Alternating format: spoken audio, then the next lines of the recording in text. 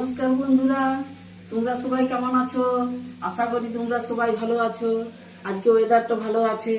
হ্যাঁ, আজকে আমি তোমাদেরকে একটু চিকেন গ্রেভি বানিয়ে দেখাবো। আমি চিকেনটাকে আগেই ম্যারিনেট করতে দিয়ে দিয়েছি। এতে আদা বাটা, রসুন বাটা, পেঁয়াজ বাটা, চিকেন কারি মশলা, ধনে গুঁড়ো, জিরে গুঁড়ো সমস্ত মশলা এতে মিক্সড করে দিয়েছি। কড়াইয়ে তেল গরম করতে দিয়ে দিয়েছি। এবার আমি পেঁয়াজগুলো ভাজবো। এই যে বন্ধুরা, এবার আমি পেঁয়াজটাকে ভেজে নেব।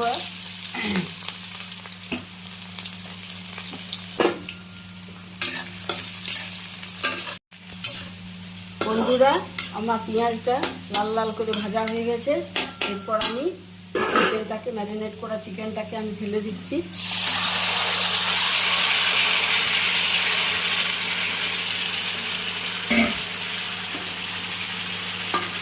এবার আমি এটা কিছুক্ষণ কষবো। এটা কিছুক্ষণ কষা হয়ে গেলে আমার কি পেস্ট করা টমেটোটা আছে, এটাও দিয়ে দেবো।